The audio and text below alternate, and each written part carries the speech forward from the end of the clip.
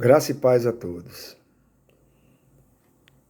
Olha só, a oração, a gente vai aqui avançando devagarinho, porque queremos um vídeo apenas de 10 minutos, no máximo 12 minutos. Então, a gente vai devagarinho, a conta gotas, né? Distribuindo aquilo que a gente quer alcançar. E deixando claro que o mundo da oração, ele tem dilemas. Né? Por exemplo, um dos dilemas é orações sem resposta. De quem é a culpa? Eu acho que isso já pairou na cabeça de alguém fazer essa pergunta. Poxa, de quem é a culpa quando uma oração não é respondida? Lá em Mateus 21, 22, Jesus disse: tudo que pedides em oração, crendo, recebereis. Poxa, é uma afirmação de Jesus taxativa. Se eu orar crendo, vou receber. Só que isso aqui não é o contexto. Isso aqui não é o contexto. Quando eu vou receber, eu posso receber sim, posso receber não. Não significa dizer que eu vou receber apenas sim e a oração foi respondida favoravelmente. Porque ela vai esbarrar, mais uma vez eu repito, a oração sempre vai esbarrar. Nossos pedidos, nossos desejos sempre vai esbarrar aonde? Na vontade de Deus, segundo a vontade de Deus. Então a oração sem resposta, ela cria uma barreira que bloqueia todo desejo de ficarmos na presença de Deus em oração. Ora, se eu estou orando e não tenho resposta, eu me desestimulo. O estímulo de orar vai por água abaixo. Então, se Deus tem o poder de salvar uma vida ou curar uma enfermidade, por quê? Por que ficar sentado sem fazer nada? Né? Apesar de eu estar insistindo nos meus pedidos de ajuda. Então, num certo sentido, tudo que dá errado sofre acusações de que Deus não fez nada. Apesar de orar, nós orarmos e o Senhor deixou acontecer, sempre vai passar isso, que são exatamente os dilemas da oração.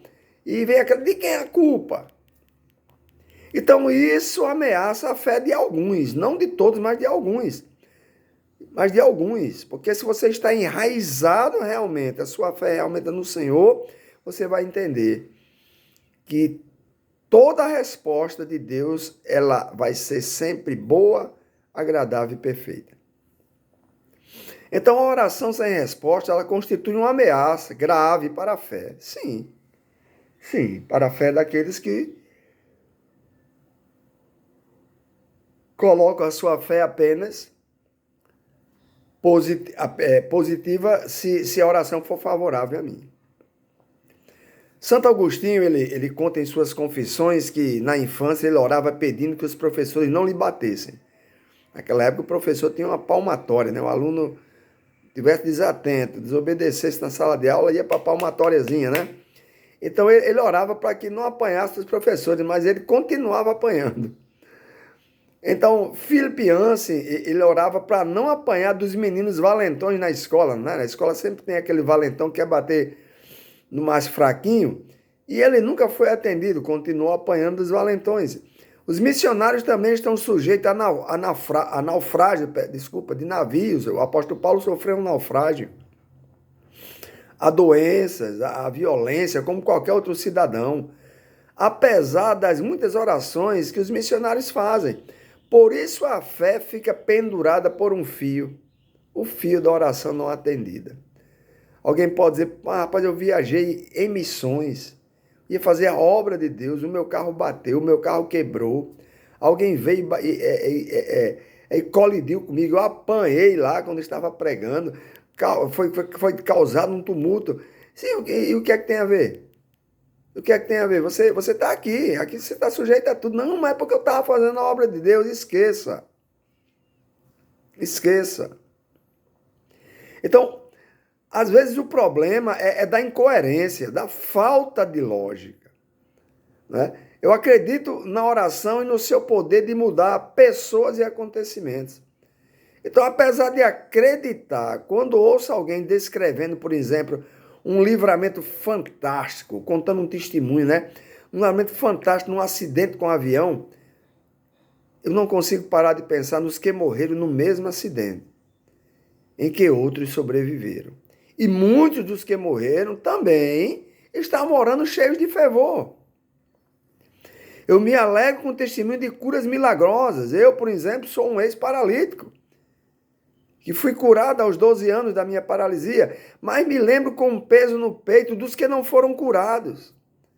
Não duvido de que Deus responda às orações, mas luto com a incoerência das respostas das orações. George Miller, ele registrou 50 mil respostas. Olha, 50 mil respostas à oração em sua autobiografia como diretor de um orfanato que era mantido pela fé. Essa história é famosa na literatura de quem gosta de ler. Então, por outro lado, nós temos consciência de respostas a orações que não foram oradas e foram feitas. Que nem foram oradas nem foram feitas e foram respondidas. Então, são ocasiões em que a providência de Deus ou um anjo do Senhor atua a nosso favor, quando nem orei pedindo alguma coisa. O que isso significa? O propósito de Deus maior para a minha vida.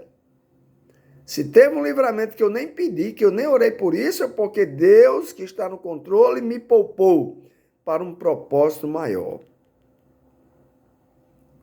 Tem alguma coisa ainda para realizar na minha vida. Enquanto muitos oraram, mesmo assim morreram, mesmo assim o acidente, vieram a falecer no acidente, mas eu nem orei e fui poupado. Propósito de Deus maior, porque Ele sabe o amanhã, sabe o após. Então, por que às vezes a resposta da oração é não? Por acaso as orações dessas pessoas que receberam um não eram diferentes?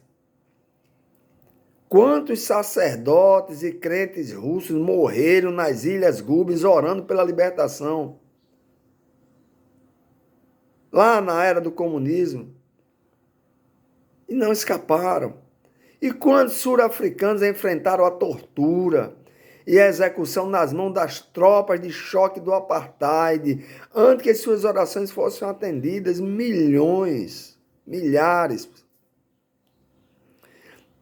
Então, no 11 de setembro de 2001,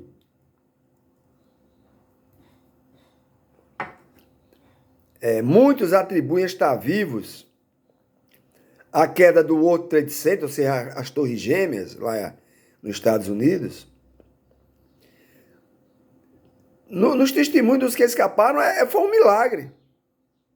Por exemplo, um casal de indianos se converteu porque escaparam com vida e resolveram crer em Deus. No entanto, 3.000 morreram e com certeza estavam orando. Na hora do abalo das torres, na hora dos incêndios, começaram a orar, muitos cristãos, e morreram. Então, de alguma maneira, fazer nossas orações com a humildade, né, que transmite gratidão sem triunfalismo. O que é contar um testemunho que sobreviveu de forma humilde, dizendo obrigado, Senhor, por isso, mas sem ser triunfalista. Como se pessoas contam o testemunho como se você fosse mais importante do que eu. Não, eu escapei porque eu sou mais importante. Não, Deus me respondeu assim porque Ele me ama mais do que eu. Deixa transparecer isso. Então, conta um testemunho com humildade, com gratidão, com compaixão, ou seja, com a empatia, com a tragédia que matou outras pessoas. Sem manipulação, sempre respeitando o mistério que envolve a oração. Porque Deus não quer, mas às vezes Ele permite. E aí? Ele é Deus e é soberano. Então, amados, a fé, ela tem incoerências, tem dilemas. E às vezes vem perguntas, né, no nosso ser. do porquê dessas coisas. E é isso que a gente está tentando lhe ajudar a entender. Ajudar a entender. No World Trade Center,